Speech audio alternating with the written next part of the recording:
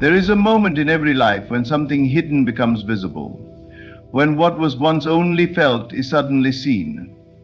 And though the world will call it a surprise, it is no surprise to the one who lived it inwardly first. You are not waiting for a blessing, you are becoming it. It is already within you, rising quietly, taking shape in the stillness of your belief. Your imagination is the womb where miracles are conceived. What you accept as true, regardless of appearances, begins to form beyond the curtain of sight. You do not have to force or chase anything. That which is yours by divine imagination comes to you not with noise, but with order. A blessing is never truly unexpected. It is the result of a spiritual law obeyed in silence. You see, the shift happens the moment you surrender to the unseen truth. The moment you dare to walk, speak, and feel from the end, as though the thing you desire is already in your possession. From that posture, the world must reflect you.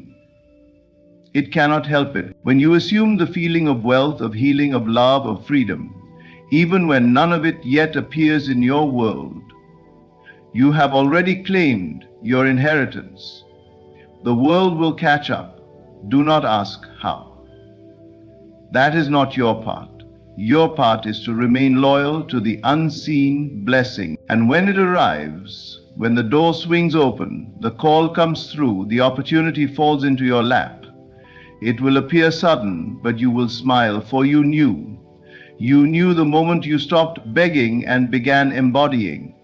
You knew when you no longer reached out, but instead received inwardly.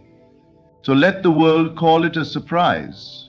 Let them be amazed at how everything shifted in your favor. But you will know it was never luck, never random. It was the law of consciousness, faithfully honored in the quiet places of your heart. You were always the blessing, and now the blessing must reveal itself. Prepare to receive what your soul has already welcomed, because a surprise blessing is not coming. It is already here. What appears sudden to the world has long been growing in your imagination. A surprise blessing, they say, but to you, it is no surprise at all. For you have carried it silently, watered it with belief, and held it in the sanctuary of your mind until it ripened into form. Others may only see the surface, the instant when something materializes, the breakthrough, the good news. But beneath that single moment lies a journey that began the day you first dared to imagine something greater. You are the seed of the blessing. The moment you first felt that inner pull, that quiet knowing that something more was possible, the seed was planted. It wasn't the world that gave you the desire. It was your higher self revealing what was already yours. Your desire is not random. It is the preview of coming blessings, the whisper of a future reality seeking to unfold through you. You didn't need proof. You needed vision. Because in this reality, things do not happen to you, they unfold from you. And that unfolding begins in imagination. The invisible realm is not just fantasy. It is where all creation starts. Every structure, every invention, every love story, every fortune began as a single thought. The same is true for your life. The moment you persist in that inner knowing, you begin to impress upon the formless substance of life. The world may not change immediately. It may still look the same, still sound the same, still echo the limitations of your past, but underneath everything is moving. Everything is shifting, and it's shifting in response to the state you have assumed. You don't chase the blessing. You embody the version of yourself who already holds it. You live from the end, not toward it. That's how it grows. That's how the invisible becomes visible. And just as a seed must break before it blooms, so must your old identity fall away. You may feel doubt, you may feel resistance, you may feel alone in your vision, but even that is part of the process. The seed cannot remain intact and still become a tree. Something has to break open, something has to surrender. It may take time. But the delay is not denial, it is development. It is the root system forming beneath the surface. It is life arranging itself on your behalf. It is your belief deepening, your imagination sharpening, your inner atmosphere aligning with the new. And when it finally appears, when the phone rings, the offer arrives, the door opens, it will look like a miracle.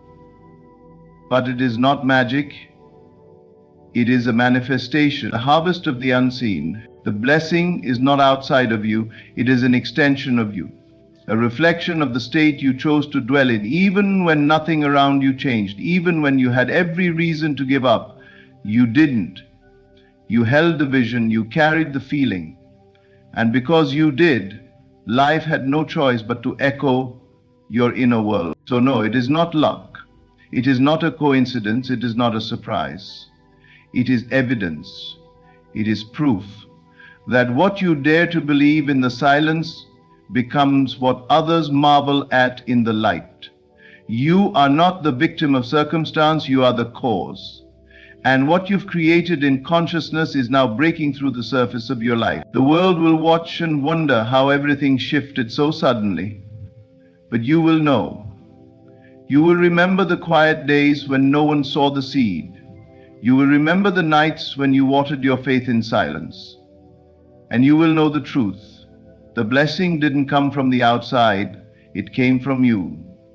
Because you are the seed. Your stillness is not emptiness, it's creation. In the world's eyes, silence often appears passive, as if nothing is happening. But in truth, silence is where everything begins. It is in the still, undisturbed spaces of your being that your entire reality is formed. The shift does not begin when circumstances change.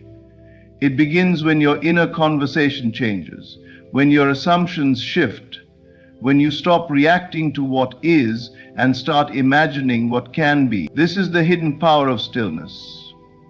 It is the place where miracles are born. In silence, you leave behind the noise of doubt, the pull of logic, the weight of what has been. You enter the inner sanctuary of your imagination, where time bends and limitations dissolve. It is here that you begin to feel not what is currently true, but what you desire to be true. And by daring to feel it real in this space, you set a law into motion. You are not hoping or wishing, you are accepting and embodying. That's creation. The world may call it doing nothing, but you know better. You know that stillness is not the absence of movement. It is the alignment of being. When your mind, your emotion, and your inner speech are united toward one assumption, you are more powerful than 1,000 actions. Because everything you do outwardly is simply a reflection of who you are inwardly. When you shift in silence, life begins to echo that new state. It doesn't matter if nothing outside has changed yet. The soil does not complain while the seed is sprouting beneath it. It trusts the process. So must you. When you rest inwardly in the state of already having what you desire, you change the energy you radiate. You stop grasping, you stop searching, you begin to embody. This silent alignment is the signal to the universe. It is not begging, it is claiming. And the universe listens to your vibration more than your words. It moves in response to your state, not your struggle. When you are still, you are no longer arguing with reality. You are no longer feeding the old story. You are simply dwelling in the new, in the unseen, in the felt experience of a better reality. This stillness is not idle. It is active faith. It is spiritual authority. You are no longer a victim of your circumstances. You are the creator of them. That is why the most profound transformations often begin in solitude. In the quiet of a morning, in the breath before sleep, in the moment where you detach from everything external and turn inward. You close your eyes and you see the life you choose to live. You feel it in your body. You walk through it in your mind. You speak from it as if it were already true. And in doing so, you bridge the gap between what is and what can be. It is not always dramatic. Sometimes the shift is subtle. A new calm, a strange peace, a soft confidence. These are signs that the old has been released and the new has taken root. You no longer seek proof, you carry it. You no longer wait for confirmation, you live as if it's already done. And because you do, the world must conform. So do not underestimate your silence. Do not dismiss your stillness. It is not emptiness, it is power. It is the sacred space where the invisible becomes visible. What you feel in that space will not stay hidden. It will shape your tomorrow. It will find a way to you in form, in time, in ways you could never predict. Let the world move in noise and effort. Let others chase and plead. You, however, will retreat into the silence. You will feel the truth of your desire is already fulfilled. And because you do, it will come. Because the shift, the real shift, always begins in silence. Do not look for signs, be the sign. The moment you stop seeking confirmation in the outer world and begin embodying the truth within, everything changes. You are not meant to wait for life to show you proof. You are meant to become the evidence of what you believe. The world mirrors what you are, not what you wish for. When you walk with certainty, when you move from conviction instead of hesitation, reality bends to reflect that state. So many people spend their lives scanning the outside for signs, a number, a message, a synchronicity to validate their desire. But the moment you look outside for confirmation, you give away your creative power. You hand over your authority to chance when it was always meant to live within you. The true sign is not something you find, it's something you become. You are the carrier of the message, the embodiment of the answered prayer, the living signal that your desire is already fulfilled. The universe does not respond to begging, it responds to assumption. When you assume a state internally, when you live, breathe, and feel from the end, you shift your energy. And this shift, although invisible to others at first, becomes magnetic. It begins to attract experiences, people, and moments that echo the frequency you now hold. You are no longer asking if it will come. You're moving as though it's already here. This is not delusion, it's alignment. And it is the secret behind every so-called miracle. Before anything shows up in form, it must exist in feeling. Feel the shift before you see it, and the blessing must appear, not because you forced it, but because life cannot contradict what you have already accepted as true. You must dare to be it. Not wish for it, not talk about it endlessly, not analyze how it will come. Simply be the one who already has it. Think like them, walk like them, speak from that version of you. This is the act of creation. It's not about controlling the outside. It's about transforming the inside, and when the inner changes, the outer must follow. You've looked for signs long enough. You've waited for reassurance, for a message from the sky, for a lucky break. But what if you are the message? What if the very presence of your unwavering belief is the most powerful sign of all? Do you want to see a sign? Look in the mirror and ask yourself who you are being. That is the only sign you ever need. If you are embodying doubt, fear, and hesitation, the world will echo that.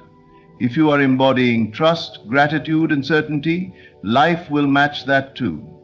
You are always sending a signal, even in silence, even when you say nothing, especially then. The ones who shift the world are not waiting to be told it's time. They declare that it is. They move first, they believe first, and because they do, the world rearranges. You don't get what you want, you get what you are. So become it now. Be the love, be the abundance, be the healing, be the success. Not tomorrow, not when things look different, Now, and as you continue in that state, the blessing becomes inevitable. What once seemed like magic becomes normal. What others call a sign becomes your natural reflection. You no longer search for alignment, you are alignment. So don't look for signs. Become the embodiment of your desire. Stand as proof that inner conviction is more powerful than external validation. Walk through life with the calm knowing that you are the cause, not the effect. When you stop waiting to see the shift and start being the shift, everything begins to move. Life responds. Doors open. Paths clear. And you won't need a sign anymore, because you will be one. Faith is a knowing, not a hoping. Hope looks to the future with uncertainty. It waits, it wishes, it pleads. But faith lives in the present moment, as if the future were already fulfilled. It does not reach forward, it stands now. Faith is the quiet confidence that what you have accepted in your imagination is already yours, even before your senses confirm it. You do not need evidence when you know. That is the difference. Hope watches the door. Faith walks through it. You do not wish for the blessing, you embody it. You walk as the one who has already received. You speak with the tone of fulfillment, not lack. You no longer look around wondering when. It is already done in you. This is not pretending. It is not play acting. It is the highest spiritual act of creation. You become the version of yourself who lives in the reality where the blessing has already arrived. This requires a shift in identity. You must stop seeing yourself as the one waiting to receive and begin seeing yourself as the one who has already received. You begin to carry yourself differently. You think from the end. You act in alignment with what you know, not what you fear. You stop negotiating with doubt because you have already claimed the promise. Your job now is not to make it happen. Your job is to remain loyal to the unseen. When you truly expect something, you prepare for it. You make room. If you were expecting guests to arrive, you would clean the house, set the table, open the door. You would act as if their arrival was certain. Why? Because expectation creates movement. In the same way, when you have faith in a blessing, you make space in your mind, in your habits, and in your emotions for it to enter. This is not blind optimism. This is spiritual intelligence. Faith is not measured by the volume of your prayers, but by the stability of your inner state. Can you stay steady in the silence? Can you remain faithful when there is no sign, no movement, no proof? That is the test. Not how loudly you affirm, but how deeply you rest. When the world gives you reasons to doubt, do you still choose to know? There is no such thing as unfulfilled faith. When you operate from true knowing, you activate a law that must be fulfilled. It may not come in the way you imagined or in the timing you hoped for, but it will come. It must. Because reality conforms to the consciousness that sustains it. And when your consciousness is rooted in certainty, the outer world bends to reflect that truth. Faith is not anxious. It is not desperate. It does not knock repeatedly on doors that remain shut. Faith knows that the right door opens at the right time. Faith doesn't collapse under delay. It deepens. It understands that the blessing was never withheld, it was being formed. It was growing roots. And when it arrives, you will see clearly that it had been making its way to you the entire time. So stop hoping, start knowing. Step into the life you desire as if it were already here. Speak from it. Think from it. Feel from it. Let every part of you align with the outcome you've already claimed. That alignment is the blessing in motion. You no longer wait for the miracle, you are the vessel of it. And because you know this, nothing can shake you. Not delay, not silence, not challenge. You stand firm in the invisible truth until it becomes visible. That is faith. And that is how the blessing finds you, not as a surprise, but as a certainty. Your current reality is a shadow. It is not the full picture. It is not the truth. It is the echo of the beliefs you've held, the assumptions you've lived in, the identity you've unconsciously worn. What you see around you is simply a reflection of your past state of being. It is not fixed. It is not final. It is a mirror, showing you what you previously accepted as real. And just like a shadow, it is delayed. It trails behind you, never ahead. But here's the beauty of this truth. Once you realize that reality is not solid, not absolute, not sovereign, you are free. Free to shift, free to detach, free to release the grip on what is and to align instead with what could be, what should be, what already is in the unseen. That is where true creation happens, not in reacting to what is visible, but in resting in what is invisible but real. The moment you detach from appearances, something powerful happens. You stop feeding the illusion. You stop reinforcing the cycle. You no longer say, "This is just the way it is," or "Nothing's changing." Instead, you quietly affirm, "This is only the shadow of my past thinking. I now create a new." You understand that the moment you shift within, the outer must follow. Not instantly, but inevitably. You move into alignment not by force, but by recognition. You recognize that what you truly are, your desires, your visions, your longings, are not random fantasies, but deeper truths seeking expression. And they cannot express themselves while you are glued to the surface of things, distracted by what has been. The outer world will always reflect the dominant truth you carry inside. When you carry limitation, you experience lack. When you carry peace, you experience order. When you carry fulfillment, you experience abundance. Your job is not to fix the shadow. It's to change the light source. Shift the consciousness that is casting it. This means anchoring yourself in the unseen truth of your desire fulfilled, not begging for it, not waiting for permission, but accepting it as done within. This inner acceptance is everything. It sends out a new signal, a new frequency, and the world must realign to it. It has no choice. Let go of reacting to current conditions. The more you react, the more you lock yourself into them. Reality is fluid. It is always catching up to your state.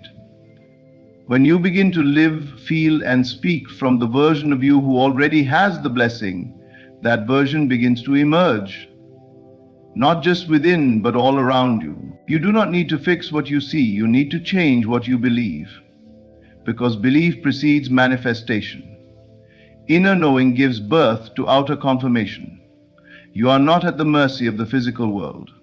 You are the cause, and the physical is the effect. When you stop wrestling with the shadow and instead stand in the light of truth, the shadow rearranges on its own. So walk gently through your current circumstances, not as someone trapped, but as someone passing through. You are shifting now. You are aligning now. You are choosing to see not with the eyes, but with the heart. And that choice, that inner pivot, is the birthplace of miracles. Detach, anchor, align. The blessing was never outside of you. It was always waiting for you to remember who you are. The moment you do, the shadow must change. Because it was never your reality. It was only the echo. The unexpected is inevitable when you assume correctly. The world calls it luck, coincidence, or fate. But those who understand the deeper lore of consciousness know better. They know that nothing enters your life uninvited. Everything that appears, every so-called surprise, every breakthrough, every shift is the result of a state you once assumed to be true. It is not about effort, it is not about struggle, it is about identity. Life responds not to your words, but to who you are being. To assume correctly means to embody the version of yourself that already has the desire fulfilled. You no longer act as the one who wants, you become the one who has. This assumption is not just a thought. It is a state. It is a felt experience, a decision to move, speak, feel, and think from the place of completion. You walk as though it's already yours. You carry yourself as though nothing is missing. And because you do, the universe begins to conform. This is where the so-called unexpected begins to show up. Not because you forced it, but because your assumptions set an unseen chain of events into motion. Opportunities arise, people change, circumstances shift, paths open, but it never happens the way you expect. That is the mystery and beauty of it. The surprise is not that it happens, but how. It's the timing, it's the precision, it's the grace with which it all unfolds. When you assume correctly, you're no longer trying to figure out the details. You stop chasing outcomes. You stop waiting for permission. You know it's already done in the unseen, and your job is simply to remain faithful to that truth. There is no more striving, no more waiting for signs. You become the sign. You live the proof. You radiate the feeling of already having it, and that feeling changes everything. And that feeling changes everything. The assumption is a creative act. It declares, this is who I am now, and refuses to negotiate with appearances that contradict it. It is not arrogance, it is alignment. It is not fantasy, it is foundation. And it is from this foundation that reality is built. Life must mirror back the dominant state you dwell in. If you live in lack, you see more of it. If you live in fulfillment, fulfillment finds you. This is not personal, it is law. So do not worry about how it will happen. Do not demand the path to be clear. The path is none of your business. Your role is the state. The state determines the outcome. And when you dwell in the state of the answered prayer, of the completed desire, the world bends itself to meet you there. People will look at you and wonder how it all came together. They'll call it sudden. They'll say it happened overnight. But you'll know there was nothing sudden about it. You became it long before it appeared. You assumed correctly. You aligned, you prepared. And because you did, life rearranged. You don't need to know the way. You just need to trust the law. The moment you assume the role of the blessed, the healed, the wealthy, the loved, the world begins to play its part. Everything starts to respond to the vibration you now hold. The outer begins to echo the inner, and the miracle must follow. So do not be surprised when it shows up. Smile, knowing it was already done. Marvel, not at that it came, but how beautiful it was orchestrated. You will realize that the unexpected was inevitable all along. You assumed correctly, and now the world must agree. You were never waiting on life, life was waiting on you. The moment you dared to believe, to assume, to embody what you could not yet see, the shift began. Every blessing, every breakthrough, every surprise was not a stroke of luck. It was the natural outcome of who you chose to be in silence. You are not separate from your desires. You are the seed, the soil, and the sun. And now, as you rest in that knowing, life must reveal what was always yours. So stop watching the clock. Stop begging for signs. Walk in the state of the answered prayer. Let the world catch up to the truth you already carry. The surprise is not that it's coming. The miracle is it's already here. Thank you for listening. Massive wealth is coming, not by chance, not by effort, but by alignment. The world you experience is not separate from your inner convictions. If you assume poverty, the world echoes it. But the moment you assume wealth without need for validation, the doors begin to open. Not tomorrow, now. Do not try to make it happen. Let it happen by knowing it has already happened within. The one who waits for money delays it. The one who receives it inwardly, now, walks into its physical reflection without resistance. You've been trained to believe in effort and sweat, in the grind and the hustle, but the truth is, The treasure was always buried in your mind. Your imagination is the soil, your belief is the seed. The harvest comes when you cease to dig up what you've planted. Massive wealth comes to the one who is open to receive, not the one who is desperate to find. What does that mean? It means you must unclench the fists of fear. Stop looking around for signs. The sign is the inner feeling of security. The sign is your calm. The sign is your certainty when the outer world has not changed, yet you walk like one who owns everything. You receive not when you beg. You receive not when you chase. You receive when you relax into the knowing that all things are drawn to the one who already has them in consciousness. If you want to manifest abundance, stop thinking like one who lacks. Stop speaking like one who waits. Become it in your mind first, and the world has no choice. It must bring to you the very image you carry inside. You do not need to make anything happen. It's not your job to figure it out. Stay open. Stay relaxed. Stay in the state of quiet gratitude, as if your account is already overflowing, as if the opportunities are already calling your name, as if the mansion has already been paid for.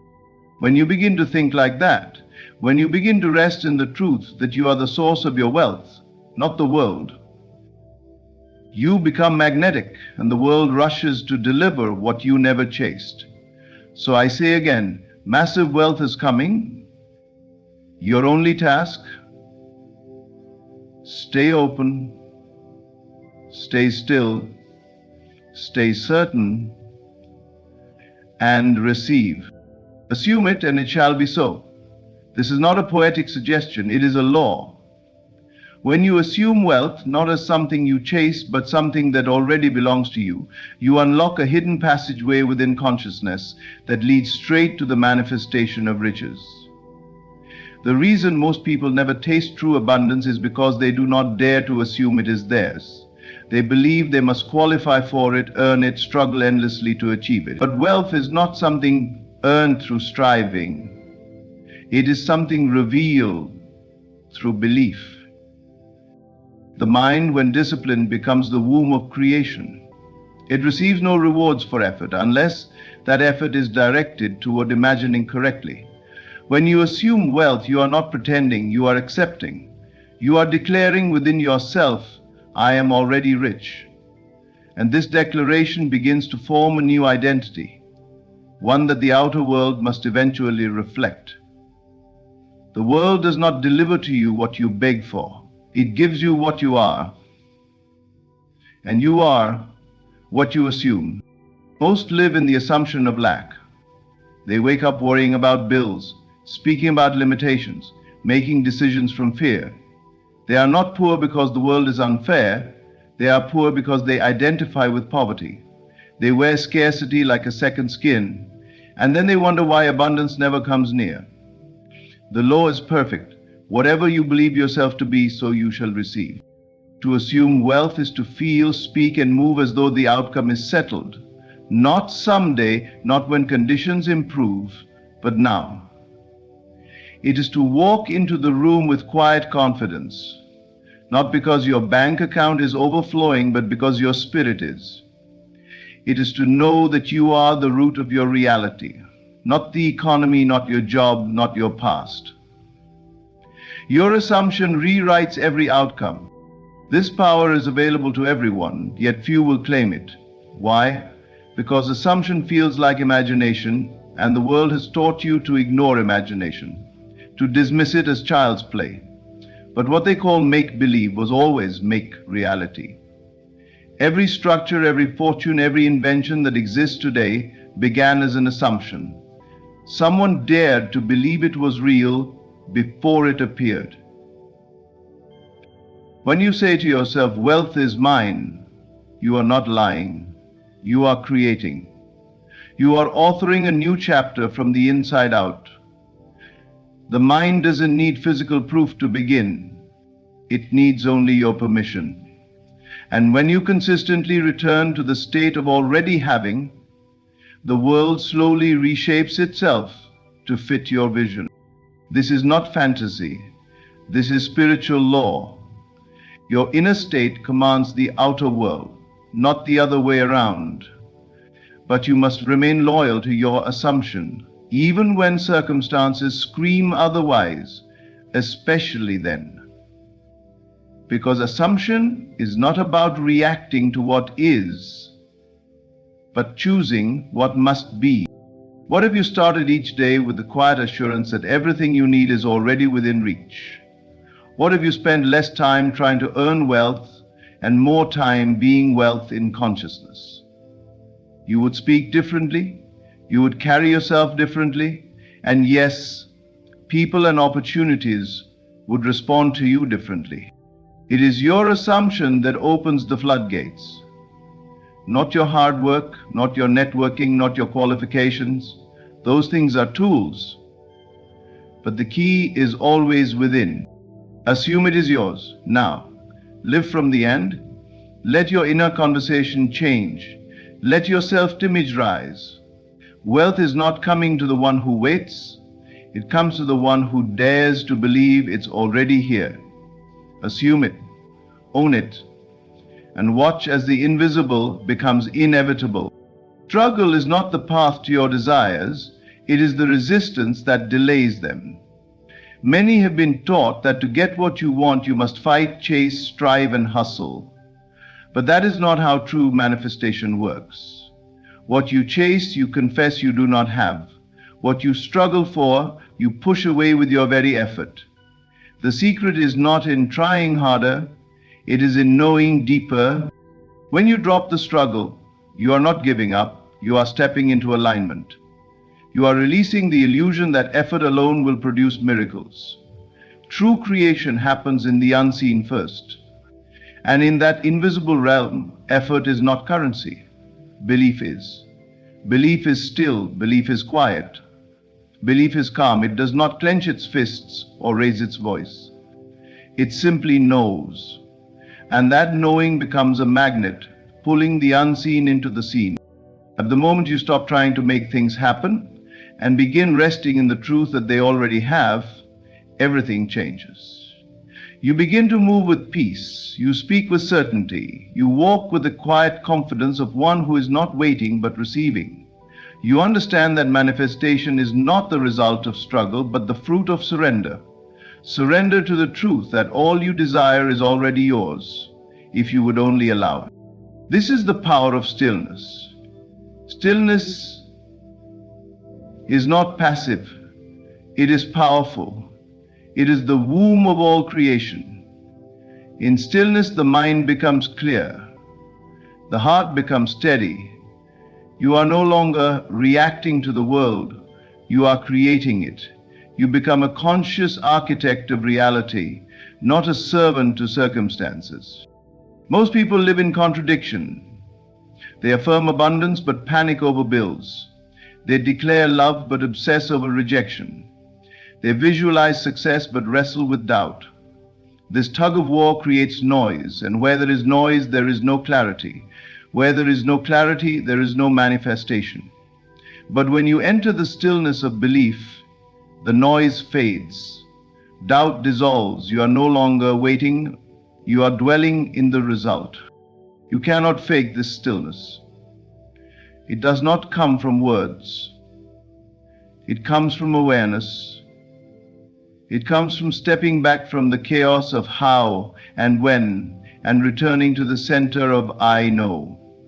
Knowing does not look for signs, it is the sign. Knowing does not seek evidence. You may ask, how can I just know when nothing around me has changed? The answer is simple, because everything begins within. If you can feel it real, you have already received it. If you can dwell in the end, the process will take care of itself. You do not need to chase after what belongs to you. You need only to prepare your heart to receive it. There is a sacredness in stillness that effort will never reach. A man in struggle is disconnected from the source. But the one who rests in trust becomes one with it. He no longer begs, he no longer explains, he no longer proves, he receives, he accepts, he is. Let go of the idea that your effort will force the door open. The door is already unlocked. It opens inward, into your imagination, into your belief, into your quiet inner knowing. The more you struggle, the more you stand in your own way. But the moment you stop fighting and say it is done, the entire universe rearranges itself to reflect your conviction. Let the stillness speak. Let it guide you. Let it carry you into the version of yourself who no longer wishes, but has. The version who no longer chases, but attracts. The version who no longer doubts, but knows. Drop the struggle, embrace the knowing, and receive what was always yours. Receiving is often misunderstood. Most think it is something you do with your hands, something physical, external, or transactional. But the act of receiving begins long before the money arrives, before the relationship appears, before the opportunity shows up at your door. True receiving is invisible. It is mental. It is the inner posture of one who has already accepted what they desire as theirs. You do not receive when something shows up. You receive the moment you accept it inwardly. The outer world only echoes the inner acceptance. If you reject it mentally, if you think it's too big, too impossible, too late, then even if the door opens, you won't walk through it. You will hesitate, you will doubt, you will sabotage it. Why? Because your outer life can never go beyond what you are willing to receive on the inside. This is why openness to receive is not about action, it is about identity. Who are you when no one is watching? Do you see yourself as the one who has, or the one who is always waiting? Because the one who waits never receives. They postpone, they delay, they put the blessing into the future. But the one who receives now says, "It is mine," and lives accordingly. To receive, you must feel worthy, not in a prideful way, but in a quiet, settled, unshakable way. Worthiness is not earned, it is recognized. You must recognize that the universe, God, or the divine source does not withhold from you. There is no external judge deciding whether you get what you desire. You are the only one with the power to open or close the gates. And that power is exercised not through effort, but through allowance. You must allow abundance. You must allow love. You must allow breakthrough. This allowance does not mean passivity. It means alignment. It means stepping into the mental and emotional state of already having. It is not pretending, it is preparing. When you receive invisibly, you shift everything. Your tone changes, your decisions change. You no longer act out of fear or desperation. You act from a place of completion. This invisible act of receiving is deeply personal. No one can do it for you, and no one can see when it's done, but the results are visible. The changes come suddenly, people begin treating you differently, money flows unexpectedly. Opportunities align themselves, not because you forced them, but because you received them in your mind and heart before they came. The mind is the true place of transaction. Every blessing, every breakthrough begins in thought. If you can hold it there, consistently, confidently, quietly, the outer world must reflect it. But most people entertain doubt. They say, "I want wealth," while imagining themselves broke. They say, "I want love," while feeling unlovable. That is not receiving, that is resisting. Receiving feels like peace. It feels like gratitude before the gift arrives. It feels like walking with open hands, not clenched fists. It is trusting without needing to control. It is knowing without needing constant reassurance. It is resting in the awareness that all is already well. To ask yourself, not what you're doing to attract what you want, but what you are believing. What are you assuming to be true? Because if your assumption is rooted in lack, no amount of action can override it. But if your assumption is rooted in wholeness and trust, even silence becomes powerful. You were not created to chase blessings, you were created to receive them. But you must do it first in the unseen, mentally, emotionally, spiritually. And when you do, nothing can stop the reflection from appearing. Receiving is not loud, it is not dramatic, it is invisible, yet unstoppable. It is the quiet shift that changes everything. Receive now, within, and the rest will follow. Imagination is not fantasy. It is the creative force behind everything you call real. Every structure, every invention, every empire that exists in the world was first constructed in the unseen realm of thought. The fortune you desire, the wealth you seek, the life you dream of, it must be built in imagination first. This is not wishful thinking, it is a spiritual law. If you see it in your mind clearly and dwell in that vision, the world is compelled to mirror it. The problem is not lack of opportunity, it is lack of vision. Most people are waiting for circumstances to give them permission to dream. They wait for the bank account to grow before feeling abundant. Wait for the job before seeing themselves as successful. Wait for evidence before believing. But that is backwards. The outer world only reflects what the inner world dares to imagine with clarity and consistency. Your imagination is your divine workshop. It is where you design the details of your reality.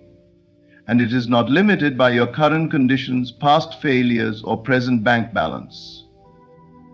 It answers to one thing alone: your belief. When you imagine vividly and combine that vision with feeling, you begin to embody a new state of being, and that state is what life responds to. The world does not react to your needs, it reacts to your internal state. To build a fortune, you must first see the fortune, not as something that might come one day, but as something that already exists within your consciousness. You must walk in that mansion in your mind. You must see the numbers rising in your account. You must feel the freedom of the life you desire. The clearer your vision, the stronger the magnetic pull. Vague dreams produce vague results. But a precise and emotionally charged image will bend reality to meet it. This is how creation works. You are not begging life to change. You are instructing it through imagination. You are not asking for riches. You are claiming them by dwelling in their end result. Every time you close your eyes and return to your inner picture of wealth, you are reinforcing a pattern. That pattern becomes dominant, and what is dominant within will soon become dominant without. Many doubt the power of imagination because they cannot measure it. They think creation is only valid when it is visible. But every visible thing was once invisible. Every fortune began as an image in the mind of its creator. Nothing you desire is beyond your reach if you can reach it first in your imagination. You do not need to know how it will happen. The how is not your responsibility. Your role is to persist in the vision, to return to it daily, not as an escape from reality, but as a way to shape it. Your inner world is not separate from your outer world. They are two sides of the same coin. One follows the other like a shadow. Doubt is the only enemy of imagination. When you imagine wealth, but then entertain fear, comparison, or unworthiness, you break the flow. You distort the picture. That's why the act of imagining must be sacred and protected.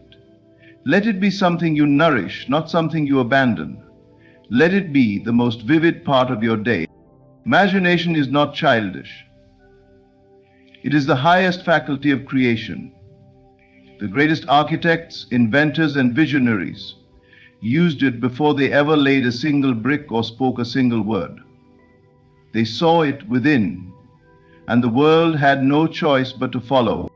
So take time daily. Close your eyes. Step into the life you desire.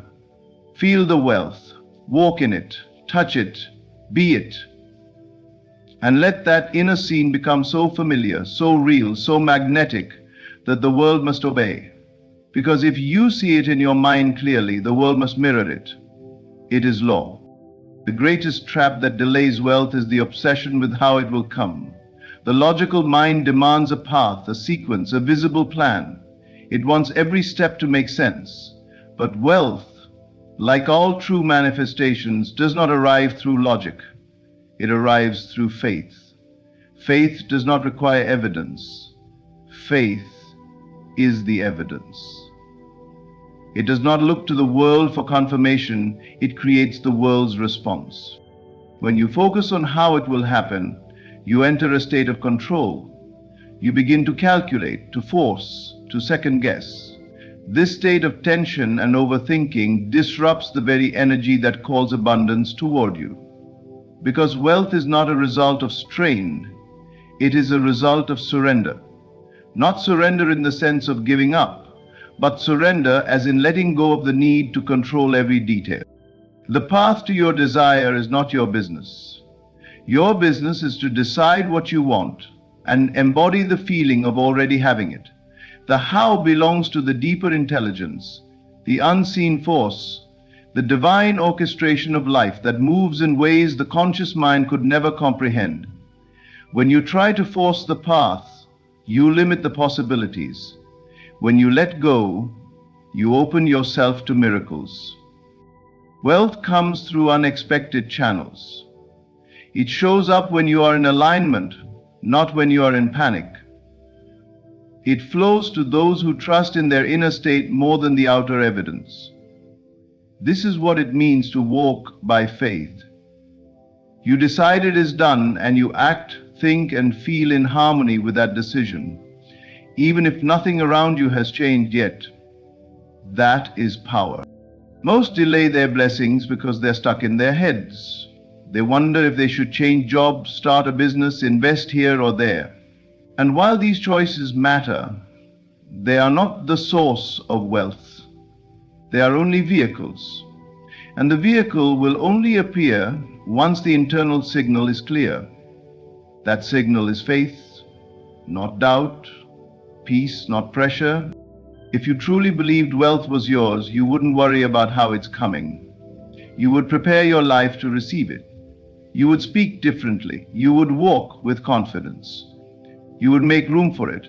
That is what detachment from the how looks like. Not laziness, but trust. Not passivity, but spiritual authority. You stop trying to control the route, and you focus on staying in the vibration of having. Detach, not because you don't care, but because you know it's already handled. Detach, because clinging delays. The one who clings believes it's not here yet, but the one who knows it is already theirs moves differently. They are not checking the bank account every hour. They are not obsessing over timing. They are living the outcome internally until the world has no choice but to conform. Faith is a language the universe understands. It is not blind hope. It is bold inner conviction. And that conviction, when held without interruption, bends reality to fit its mold. You are not here to figure everything out. You are here to create with your consciousness, to see the end in your imagination and let life fill in the rest. So stop asking how. Start trusting now. Stop watching the clock. Start walking in the feeling. Start trying to force open doors. Start preparing as if the doors are already open. Detach from the how, because the how is the language of limitation. And you were never meant to be limited. You are a channel for infinite wealth. If only you would stop narrowing the way it must arrive. Wealth will not come the way you think. It will come the way you believe. Let that be enough. Let faith lead, and the how will reveal itself without effort. And wishing is not the same as receiving. To wish is to stand outside the thing you desire, hoping one day it will arrive. But to dwell in the state where the wish is fulfilled is to claim it now, to live in the feeling of it already being yours. This is the key to manifestation, not to long for what you want, but to become the one who already has it. Everything changes when you make this shift. You stop asking and you start assuming. You stop hoping and you begin being. Because what you do not assume, you cannot hold. What you do not feel real, you will never attract. The universe is not responding to your words or your desperate prayers. It is responding to the state you live in. And that state is determined not by what you say you want, but by who you believe you are. Most people live in the state of lack, even while they affirm abundance. They speak of prosperity but feel broke. They visualize love but feel lonely.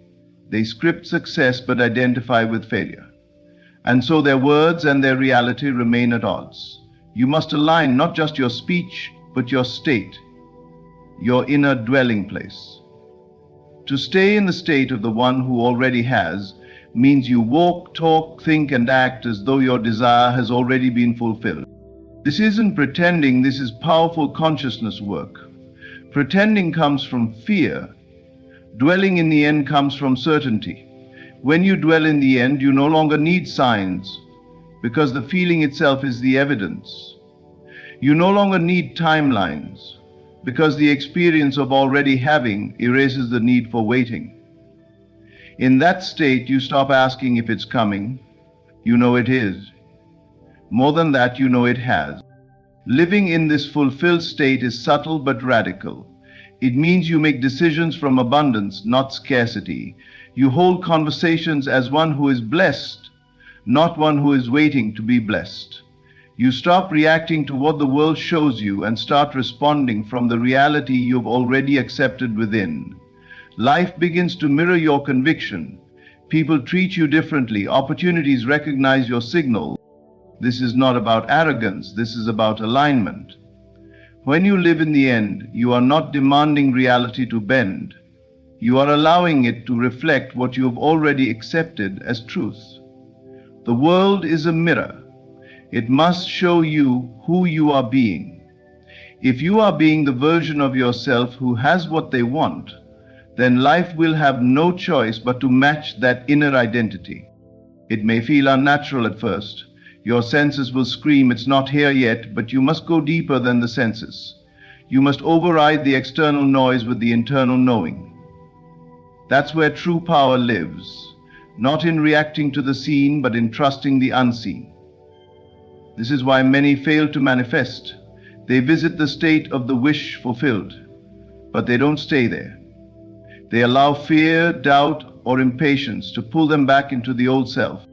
But if you would remain in the state of already having, if you would refuse to leave that consciousness no matter what appears outside, then your world would shift, not by force, not by effort, but by law.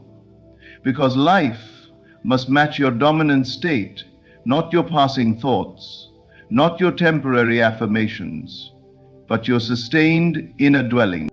So stop wishing, stop waiting, step into the version of yourself who already has it. Feel what they feel, think as they think, speak as they speak, live as they live. Stay there. Remain faithful to that state. And what once felt far away will be drawn near, not by chance, but by design.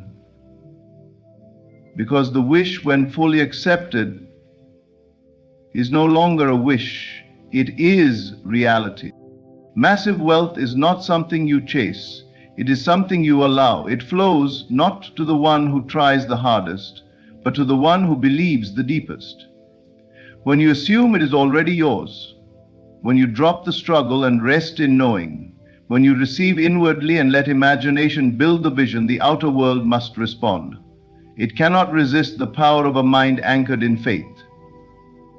Detach from the how. Remain in the state of the one who already has. You are never meant to beg for blessings. You are meant to embody them. Stay open, stay aligned, and stay faithful to your inner world. Because the fortune you seek is not coming from outside, it is rising from within. Thank you for listening. May your mind stay elevated, your heart stay open, and your life overflow with the abundance that is already yours. Close your eyes, not to escape the world, but to enter the one where your fortune already exists. The world you see with your senses is not final. It is merely the echo of what you have believed to be true about yourself. You've been taught to chase, to struggle, to strive. But wealth does not respond to strain. It flows to the one who knows it is already theirs. Massive wealth is not a future event.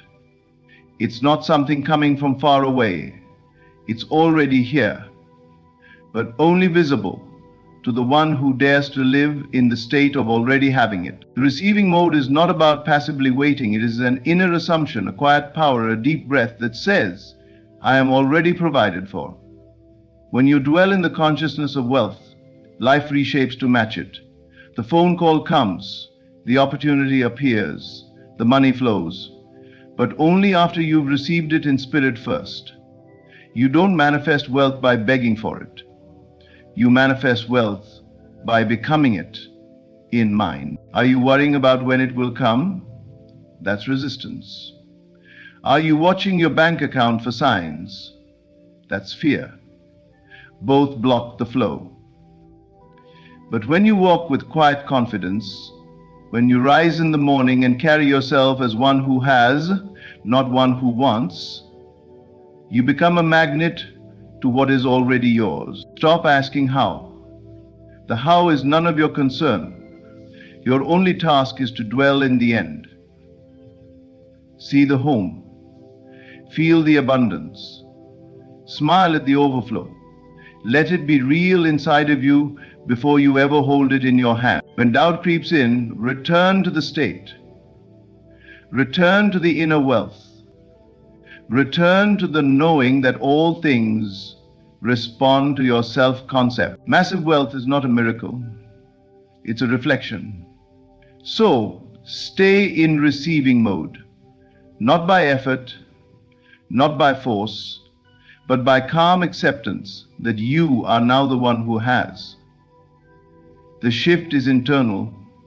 The results are inevitable. Live as though it's already done, because it is. And soon your world will echo what you've dared to believe. Stay still. Stay faithful. Stay wealthy in your mind. The floodgates are opening, and this time it's not a trickle.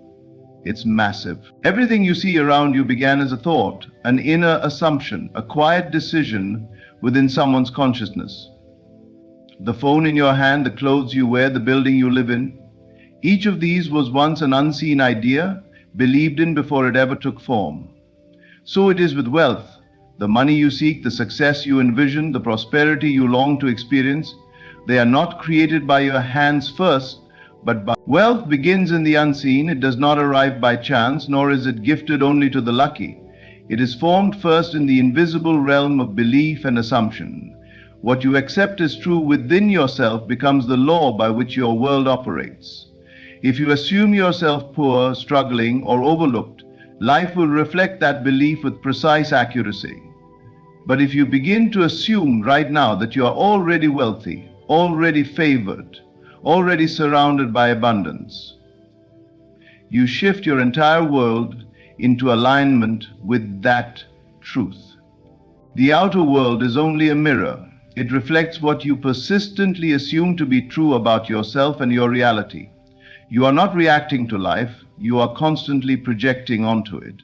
When you believe that you are broke, life offers evidence to confirm it. But when you dare to assume you are rich in spirit, in mind, in opportunity, and in resources, that assumption will shape your experiences and attract circumstances that match your belief.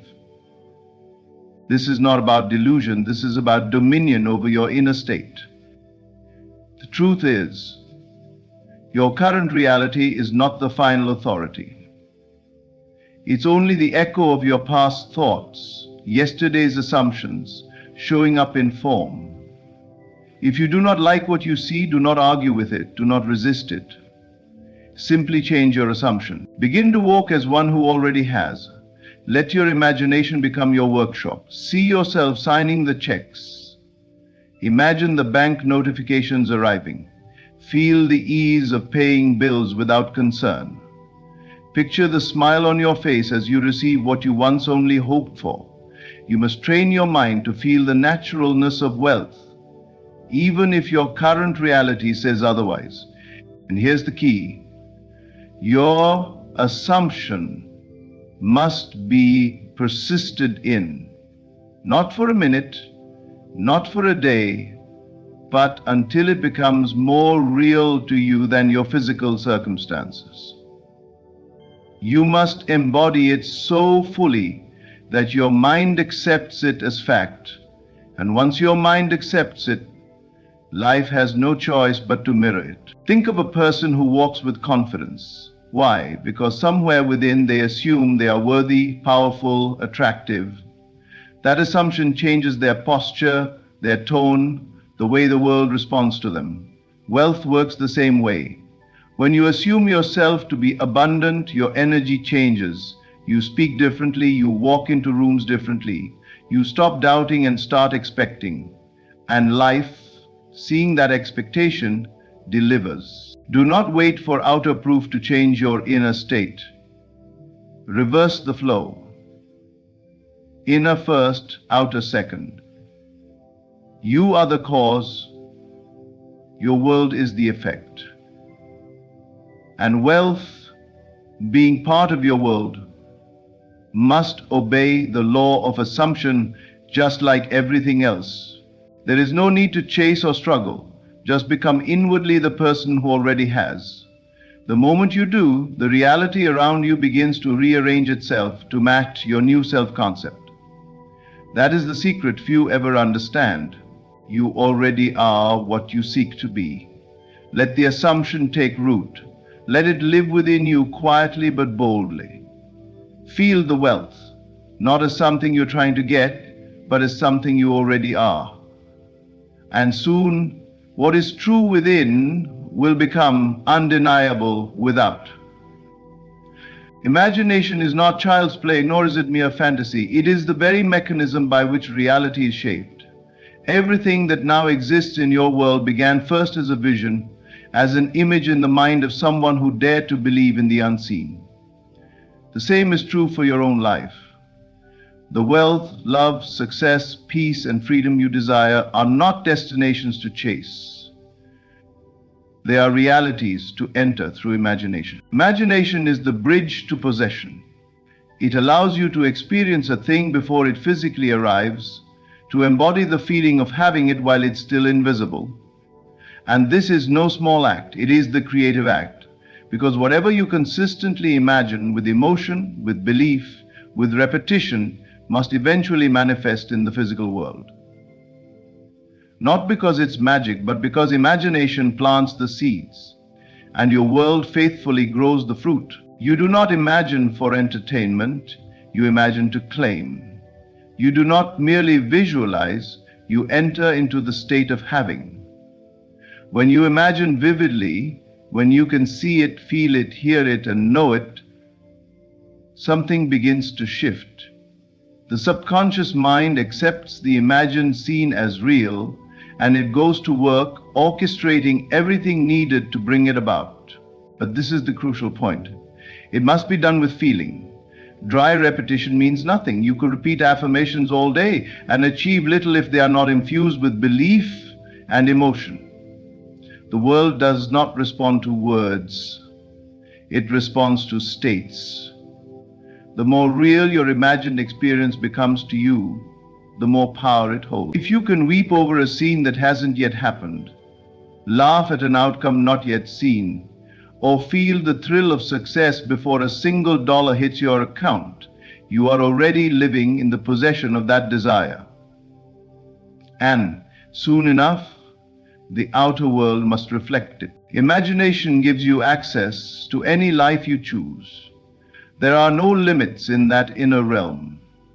You are free to rewrite your story, to paint new pictures, to select new outcomes. And when those images are repeated with faith, they become your truth.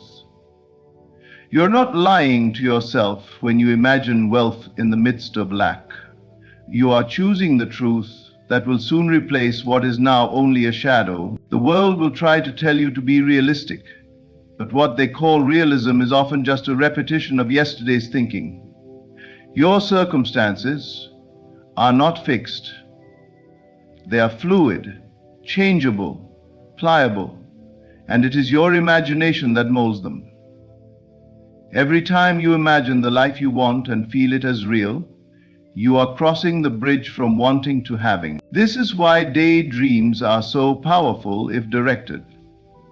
When you imagine yourself living in your dream home, traveling freely, surrounded by overflow, and you let yourself feel what that would be like, you are planting a new reality. You are reprogramming your mind, breaking the limits of the past and stepping into a new dimension of being. And it is not your job to worry about how it will happen. The bridge of incidents, the sequence of events that brings you to the physical realization, will form on its own. All you must do is walk across the bridge of imagination daily, enter the scene, live the moment, dwell in the feeling, and then go about your day in peace, knowing that what is real within will soon be real without. Bring the wearies within will soon be real without. You already hold the power, not in your effort, not in your striving, but in your imagination. Use it not to escape life, but to create it. Imagine until it feels natural, and when it does, possession is not far behind. Because what you consistently and vividly imagine with feeling becomes the very world you walk into. The state of receiving is not noisy. It does not scream, plead, or chase. It does not rehearse long prayers or anxiously count the days. True receiving is quiet. It is still. It is a silent knowing, a deep, unwavering inner agreement that what you have asked for is already yours. There is no struggle in real faith, no panic, no desperation, only peace. Most people believe that asking over and over again shows devotion or desire, but repetition often reveals doubt. When you truly believe you have received, you stop asking and begin thanking. You shift from striving to stillness, from questioning to confidence. This is the posture of one who is in alignment with their answer, not someone waiting for it to come, but someone already walking in it. When a person orders a meal at a restaurant, they don't follow the waiter to the kitchen, begging the chef to prepare it. They don't stand by the door asking again and again if it will arrive. They sit, they talk, they enjoy the moment because they trust the system is working. The order has been placed, the request has been heard, and now it's just a matter of time. So it is with all things in your life. You've placed your order through your thoughts, your desires, your assumptions. The moment you felt it real in your imagination, the request was made. The moment you believed, it was done. But your job now is not to make it happen. It is to remain in the state of receiving, which means staying in agreement with the outcome. No resistance, no questioning, just calm acceptance. The mind loves to question timelines, to measure progress, to demand signs, but those are traps of the logical self. The receiving self does not entertain them. It simply knows. It knows that the unseen is more real than what the eyes can detect. It knows that if you persist in the assumption that it is already yours, the world must shift to reflect that truth. Think of a radio. If you want to hear a certain station, you don't complain that it's not playing. You don't ask why it's silent. You simply tune to the correct frequency, and the signal comes through.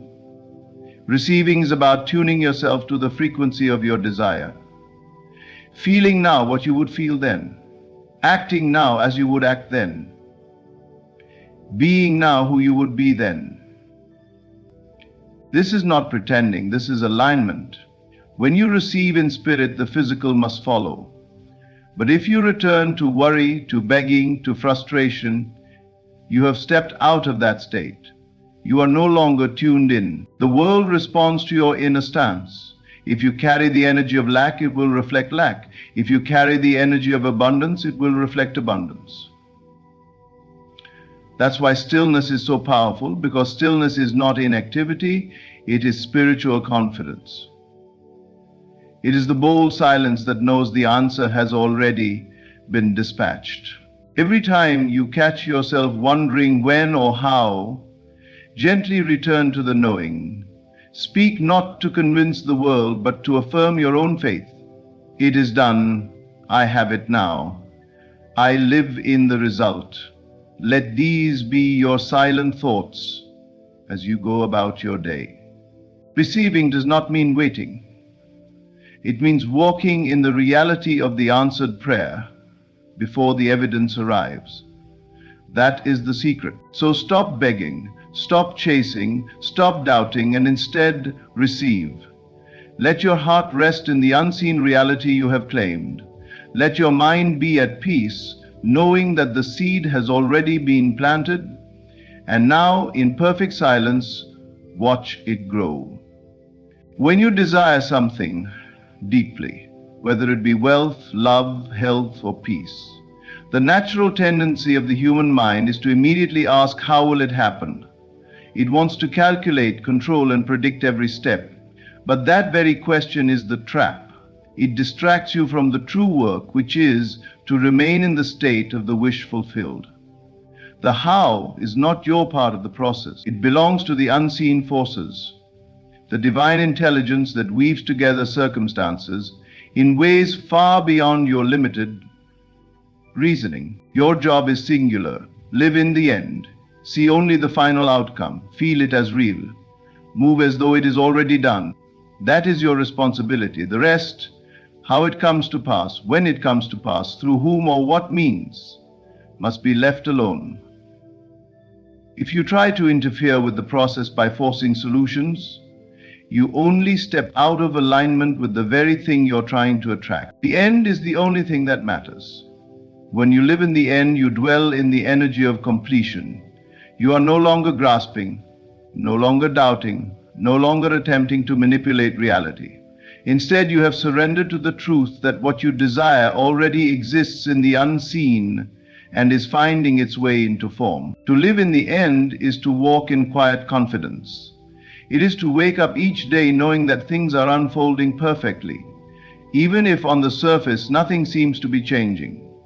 It is to trust that the bridge of incidents is forming, piece by piece, without your conscious effort.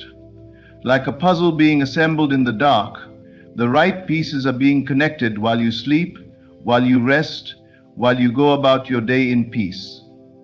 You do not need to chase connections, force opportunities, or constantly evaluate your progress.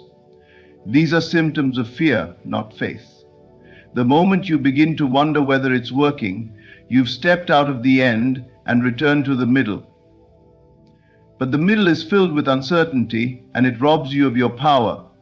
Stay in the end, and everything required will be summoned to meet you. Think of a traveler who knows their destination.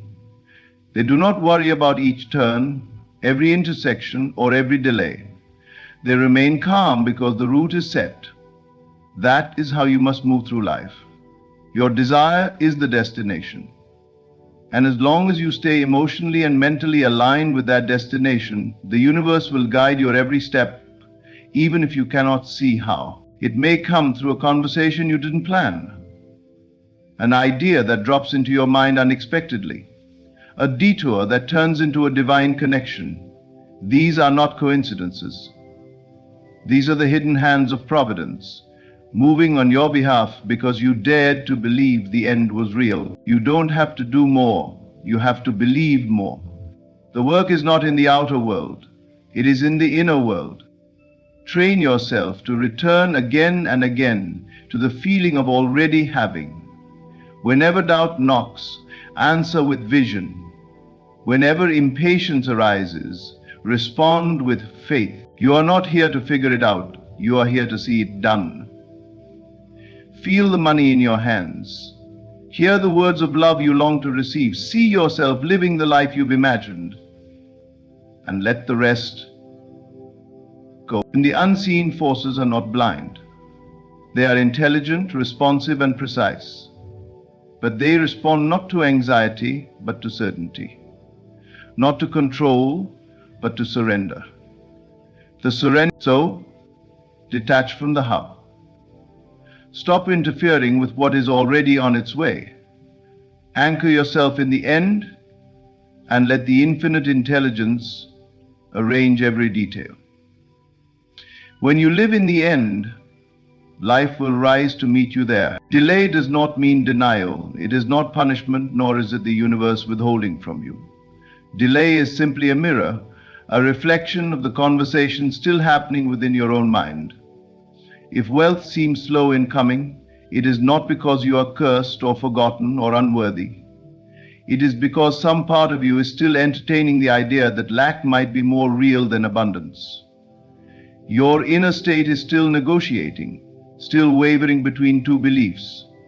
I am rich and I hope I become rich.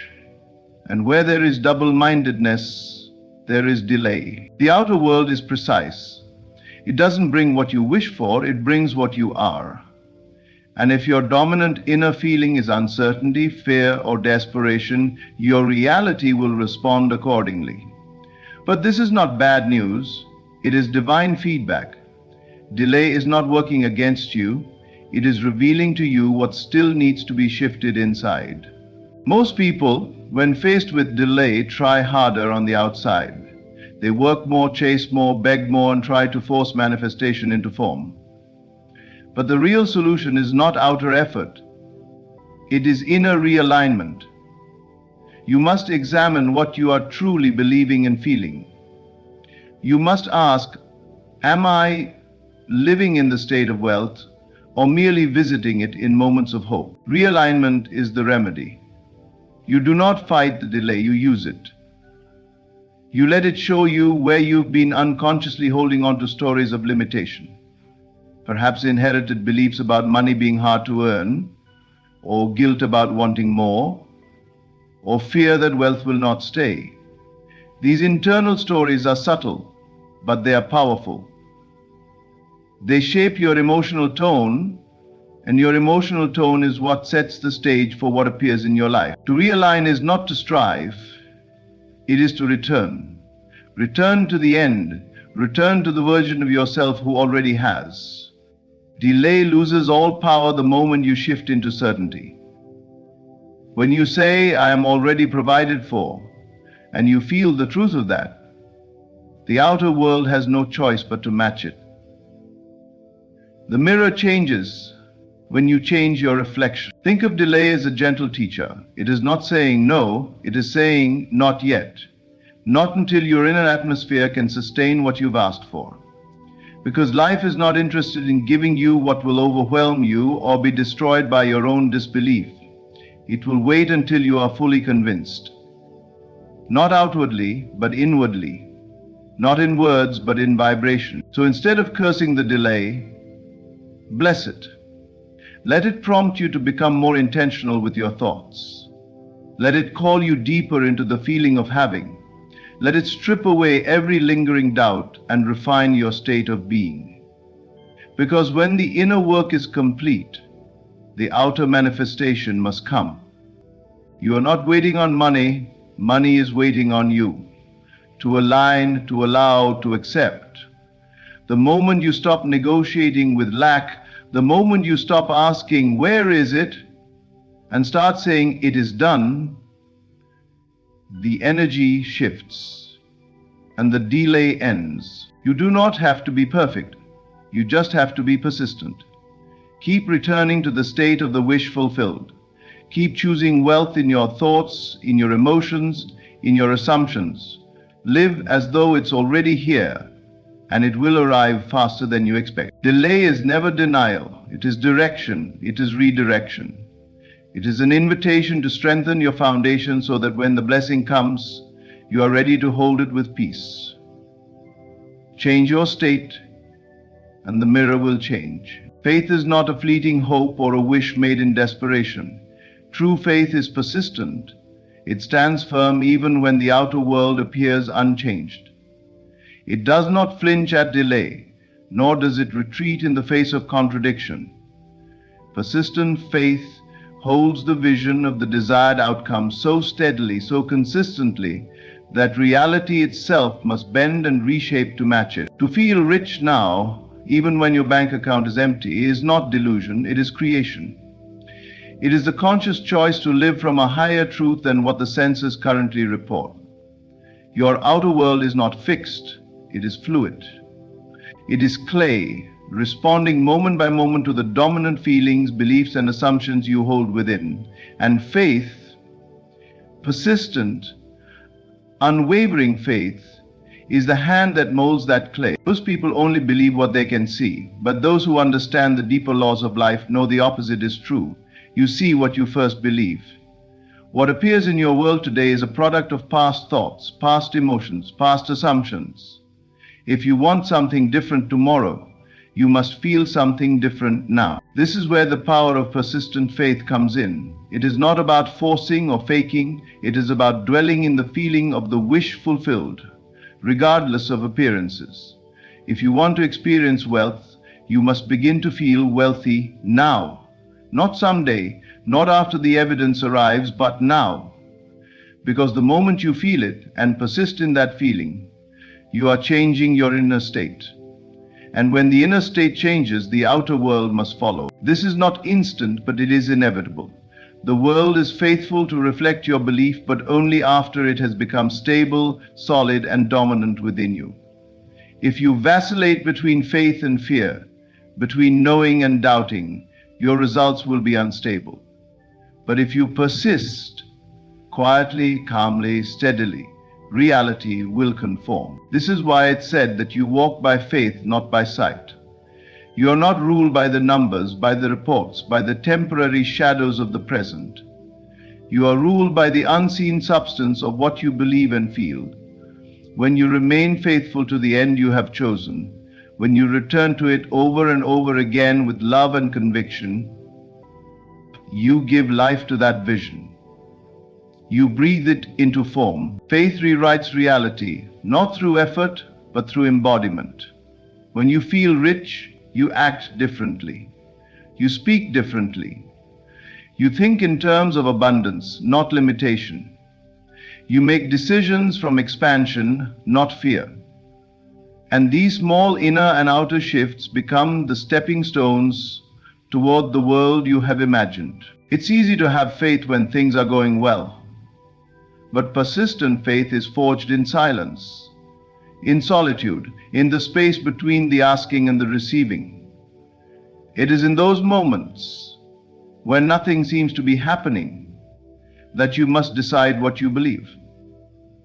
Will you bow to the temporary, or will you stand in the eternal truth of your imagination? You are always creating. The question is, are you creating by default, reacting to the world, or are you creating by design, persisting in the unseen until it becomes seen?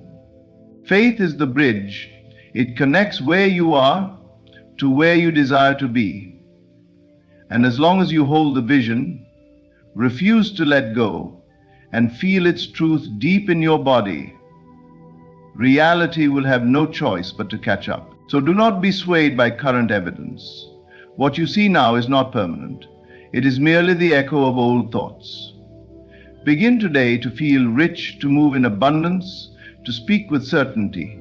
Let that be your new inner rhythm. And as you persist, reality will yield. Because persistent faith always rewrites the world. Massive wealth is not a distant dream. It is already forming in the unseen, responding to your inner world. When you assume abundance, imagine vividly, receive silently, detach from the how, learn from delays, and persist in unwavering faith, you step into the realm where the impossible becomes inevitable. Your job is not to strive, but to align. Live in the end. Feel it as real. Walk as though it's already done. The universe is not waiting for effort. It is waiting for your agreement. Stay in receiving mode, and what is yours by divine design will find its way to you with precision and power. Say thanks. Thank you for allowing these words to find their way into your spirit. May they remind you of who you are and what already belongs to you. Walk forward not with fear, but with knowing. The wealth is already yours. Just receive it. Close your eyes for a moment. Feel the stillness. Beneath the noise of the world, something is happening, something sacred. Everything around you is shifting, rearranging, and aligning, not by chance, but by the movement of the unseen hand. You've prayed. You've waited. And now everything is about to multiply, not because of your effort alone, but because of the one who responds to belief. Multiplication doesn't come when you beg for it. It comes when you embody the state of already having it. That's the law. That's the truth.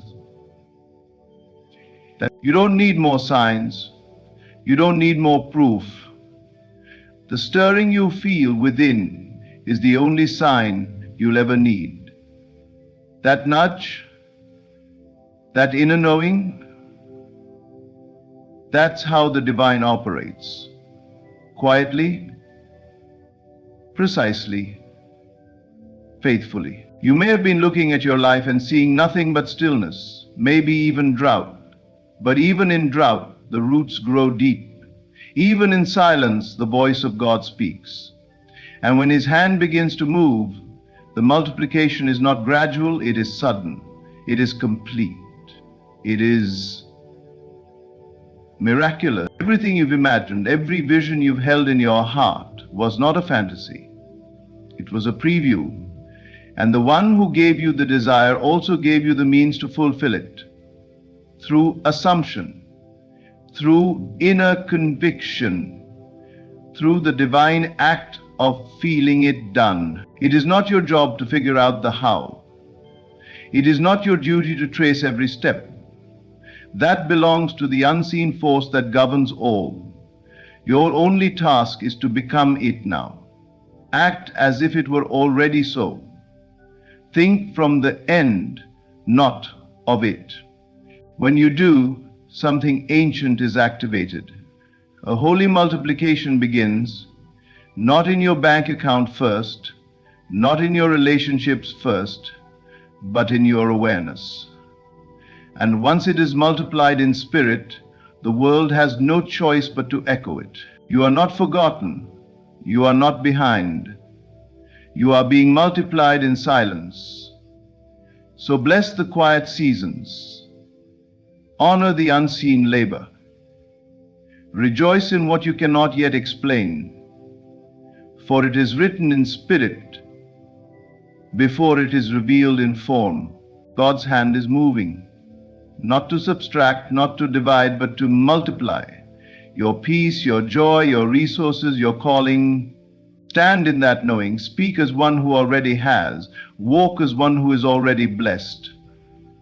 The evidence is coming, but the feeling is the first miracle. The invisible is turning visible. The seeds you've planted in faith are breaking through the surface. The door you once knocked on has been opened wide.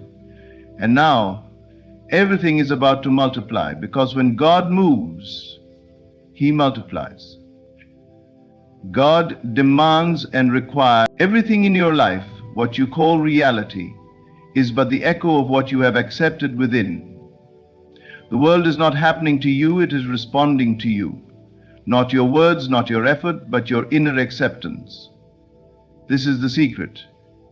Multiplication does not begin with things, it begins in consciousness. You may think that more money, more success, more love must appear before you can feel abundant. But the truth is the opposite. The moment you feel abundant, regardless of what the outer shows, the process of multiplication has already begun. This is the divine law in motion. Whatever you accept as true in imagination will clothe itself in form. Your imagination is not idle. It is the workshop of God, the creative power that molds reality like clay. And what you consistently feel to be true in that inner workshop must eventually emerge on the screen of life. If you desire to see multiplication in your finances, your relationships, your opportunities, you must first multiply your awareness. Abundance must be assumed, lived, and believed internally before the harvest appears. Most people are waiting for a sign to believe.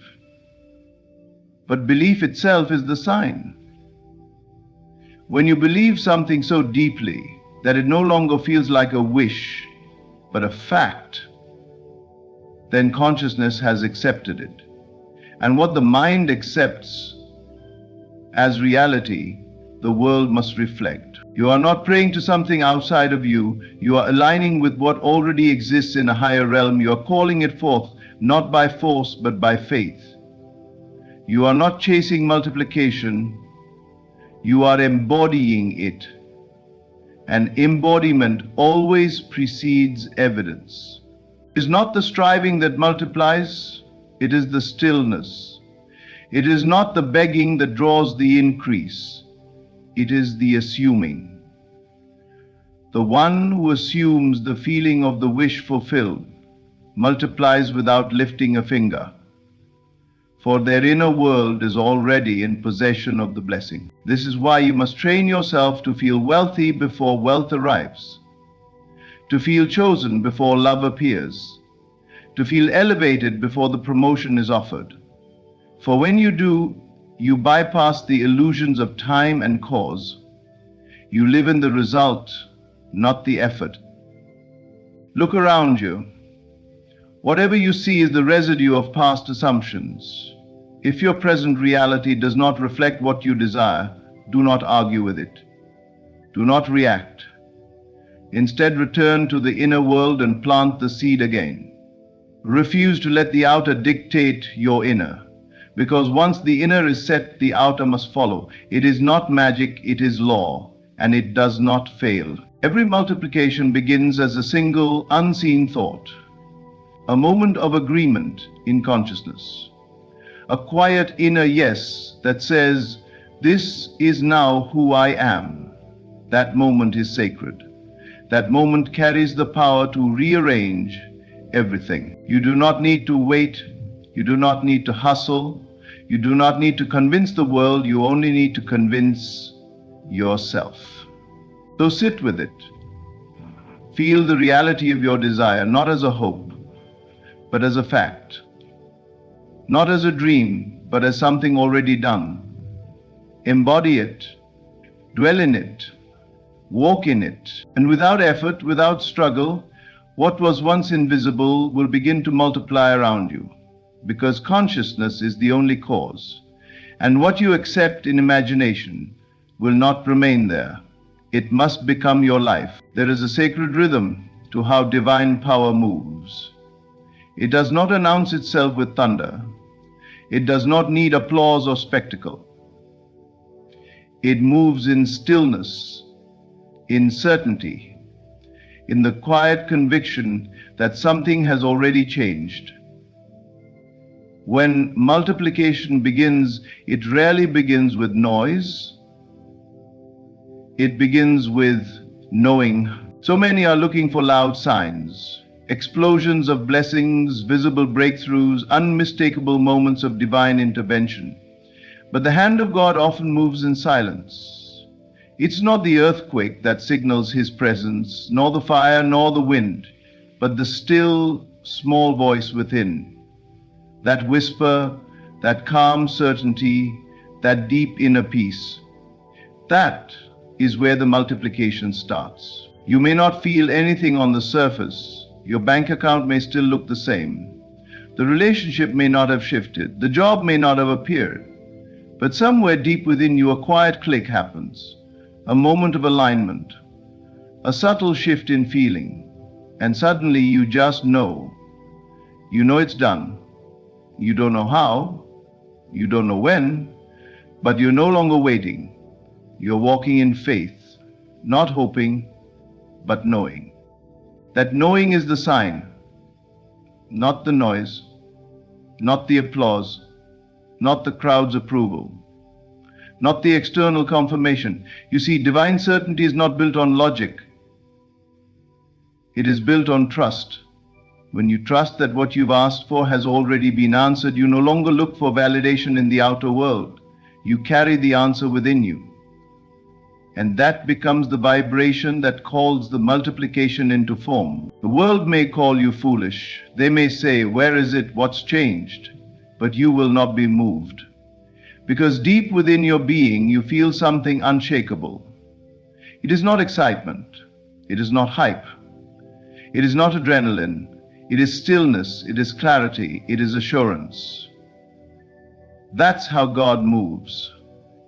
When the divine hand begins to operate in your life, it first touches your perception. Your vision changes. You begin to see as if it's already done. You begin to speak from the end. You no longer reach. You rest. You no longer chase. You align. There is no need to announce it. No need to prove anything. The one who knows doesn't need to explain. Their life becomes the testimony. Their energy becomes the invitation.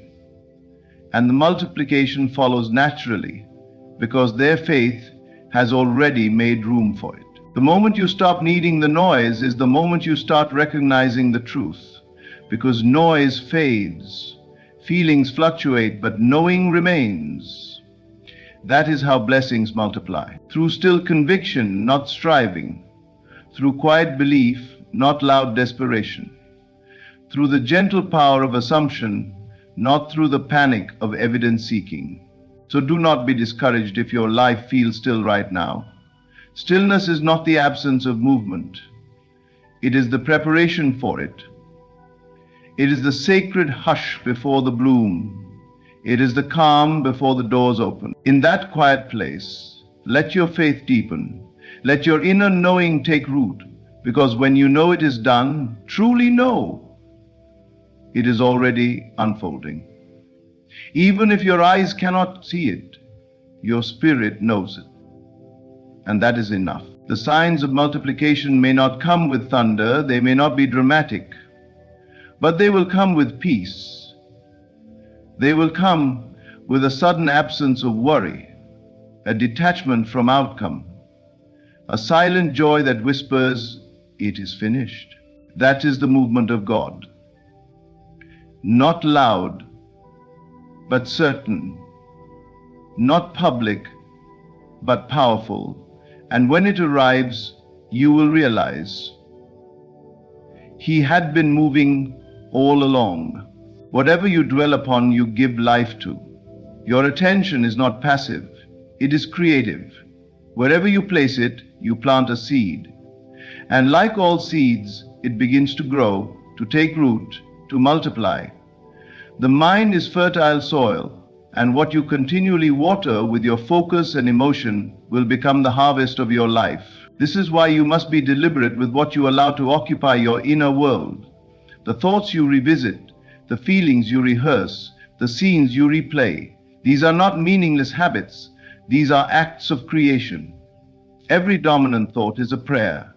Every repeated feeling is an instruction to the invisible. You are constantly instructing the world to shape itself around your inner state. If you dwell on lack, you multiply it not because life is cruel, but because life is obedient.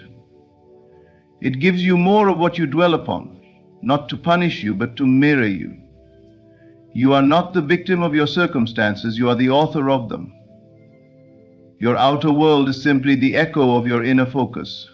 This is the law. Where your attention goes, energy flows, and results grow. God does not multiply random desires. He multiplies what you hold in your heart as true. Your dominant state becomes the blueprint, and that blueprint is honored without fail. It doesn't matter if your words speak abundance, if your inner state screams fear. It is not the words, it is the energy behind them that moves mountains. So ask yourself, what do I dwell on when no one is watching? What feeling do I return to in the silence? That is the seed I am planting. That is the future I am shaping. You don't need to beg for change. You only need to change your focus. Shift your attention from what is missing to what is arriving, from what has been lost to what is now possible, from limitation to expansion, from fear to faith. The one who learns to dwell only on what they desire, without contradicting it with doubt, is the one who sees miraculous multiplication, not because they forced anything, but because they remain faithful to the feeling. Do not be casual with your inner life. It is the womb of your reality. What you carry there will be born into your experience. Be intentional, be selective. Your inner world is holy ground. Choose thoughts that affirm the life you want. Dwell on the end, not the means. Dwell on the result, not the resistance. Let your imagination feast on what is lovely, abundant, noble, and already complete. The moment you make this your dominant habit, everything changes. Slowly at first, then all at once. People will call it luck. You will know it as the harvest of what you chose to dwell upon in private. You don't need to control the entire world. You only need to master your inner state. Because your inner state is the seed, and the law of life is multiplication. God's hand is not far. It is within. It moves through your focus. It responds to your persistence. When you dwell in faith, He multiplies the outcome. When you dwell in lack, He multiplies the delay, not out of judgment, but reflection. So decide now what you will water. Decide now what you will rehearse. Refuse to entertain thoughts that drain you.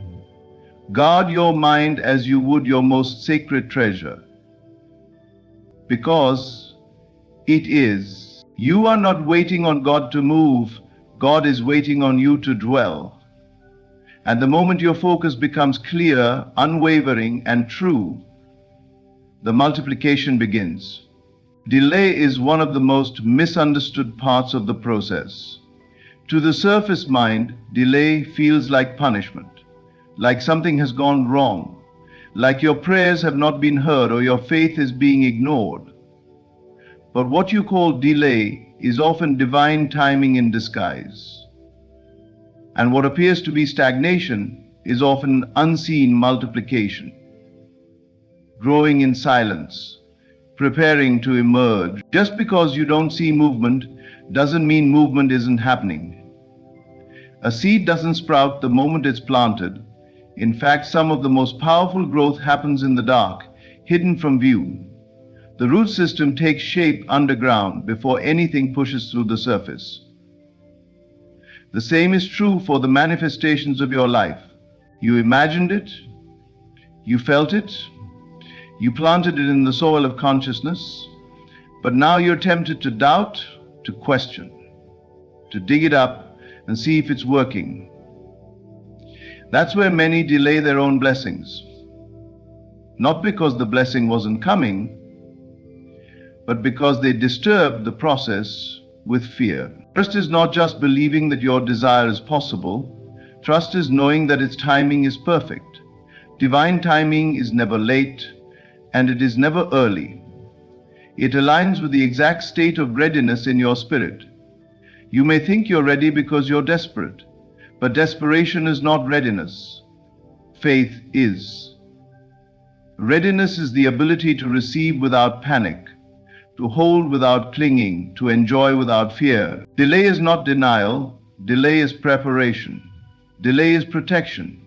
Delay is the sacred orchestration of details too intricate for the human mind to grasp.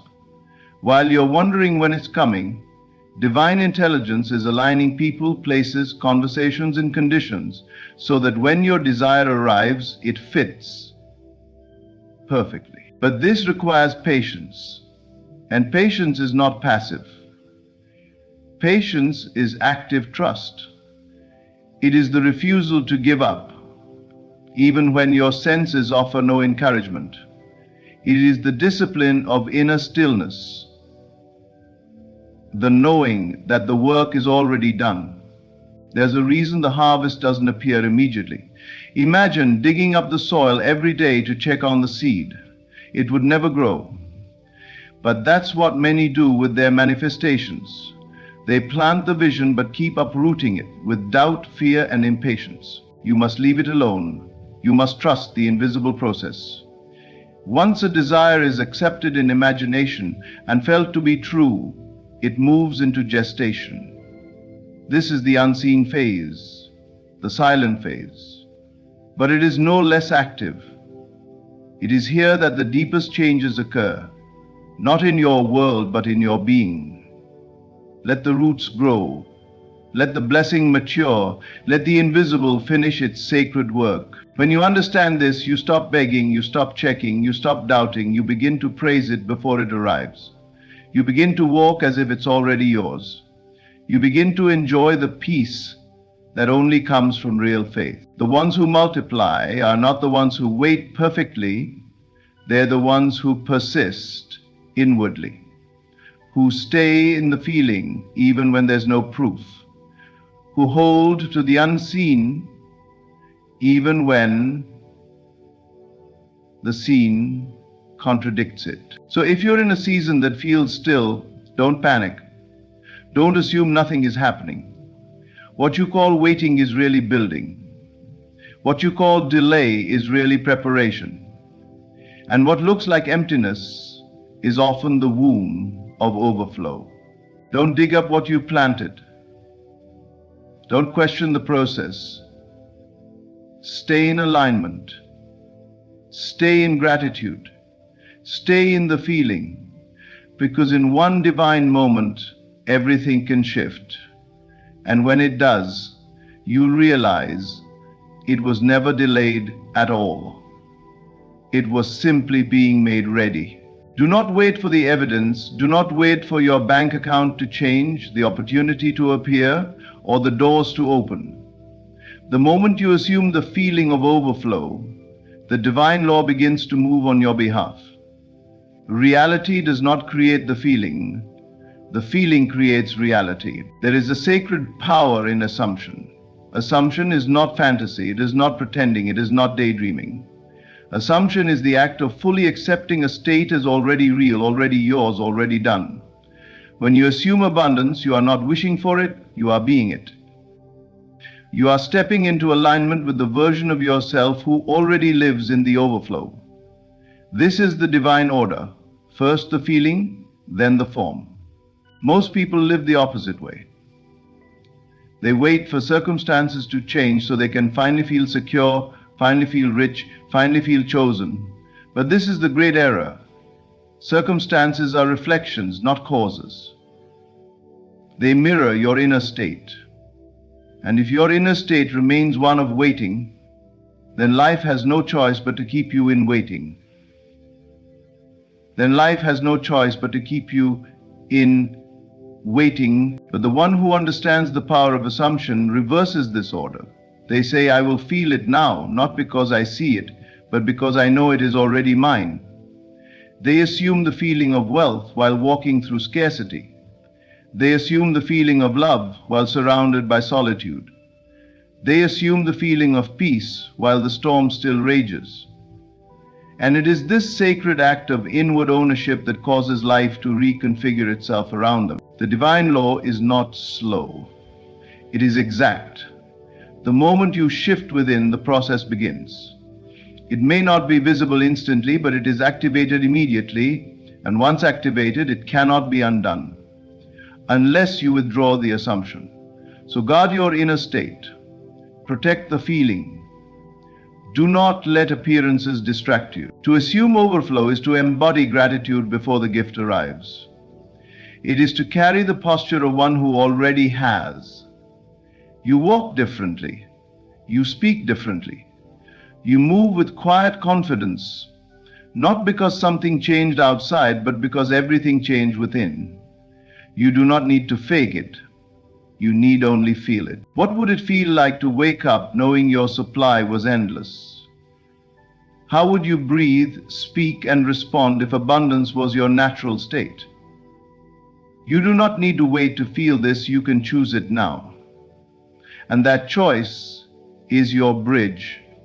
It is your invitation to the divine law, saying, I am ready to receive, for I already believe. The mind will protest. It will say, but look around. Nothing has changed. That is your cue to go deeper, to feel beyond the senses, to remain faithful to the unseen, because what you do not yet see is forming. What you do not yet touch is arriving, and what you've already assumed is already yours in the realm that matters most. So act from overflow now, give from overflow now, think from overflow now. Let your inner world be rich, not because you're trying to attract something, but because you've already accepted that it's done. This is the secret the world overlooks. When you assume abundance, you are not chasing blessings, you are matching them. And when the match is made, the manifestation is inevitable. Do not wait another day to feel what you desire. Feel it now, live it now, be it now. Overflow is not a future event. It is a present decision. And the moment you choose it, the law responds. The hand of God never begins with what you can see. It starts in the invisible. Beyond the reach of your five senses, beyond the surface of circumstance, beyond what others can validate or measure. All true multiplication begins spiritually first. It is formed in the realm of consciousness before it appears in the world of form.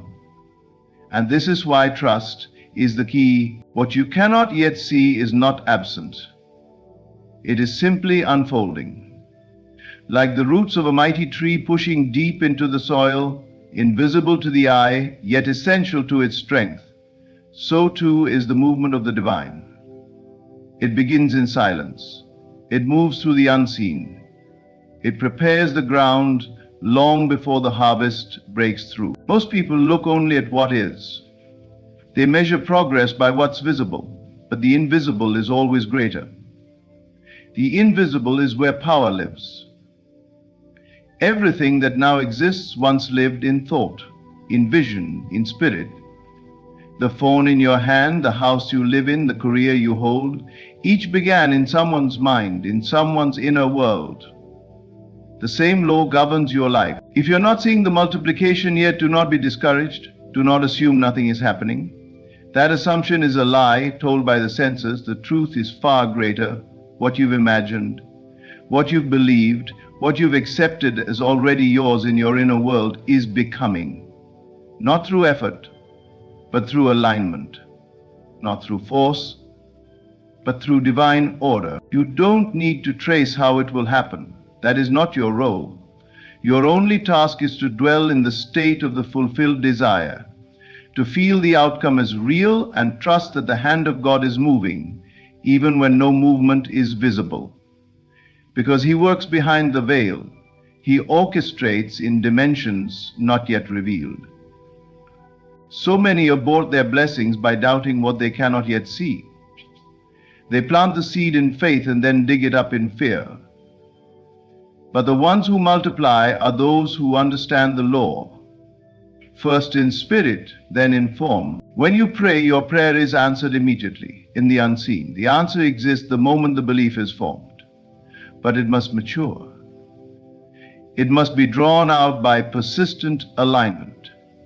Like water rising in a well, the substance is already present. It's simply being lifted by your unwavering faith. The hand of God is not idle. It is not silent because it is absent. It is silent because it is sacred. And the sacred always begins in secret. What you cannot see is being arranged.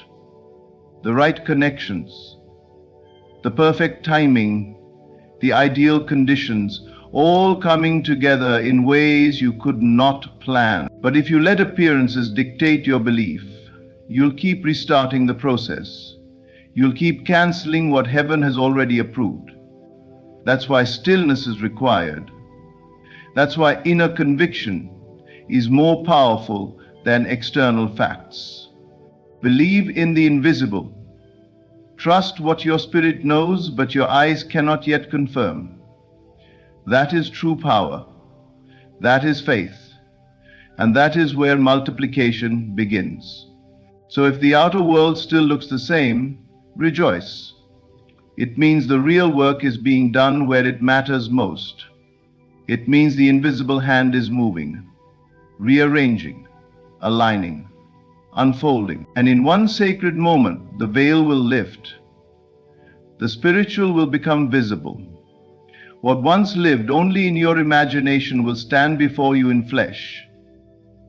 And you will realize it had already happened. You were just catching up to it.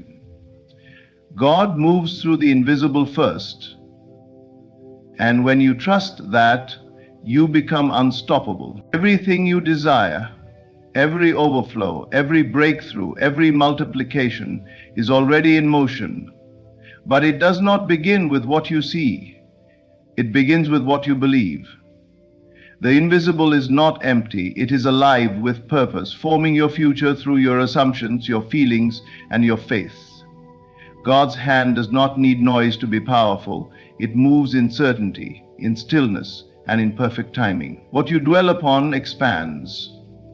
What you assume becomes. What you trust in the unseen unfolds in the seen. So guard your inner world, for it is the holy ground where all things begin. And above all, do not dig up in doubt what you planted in faith. Your harvest is not coming, it's already growing. Walk as though it's done, feel as though it's here, because it is. And the moment you align with that truth, the multiplication becomes inevitable. Sincere thank you line. Thank you for allowing these words to enter your spirit. May they remind you of who you truly are and the infinite abundance that is already yours.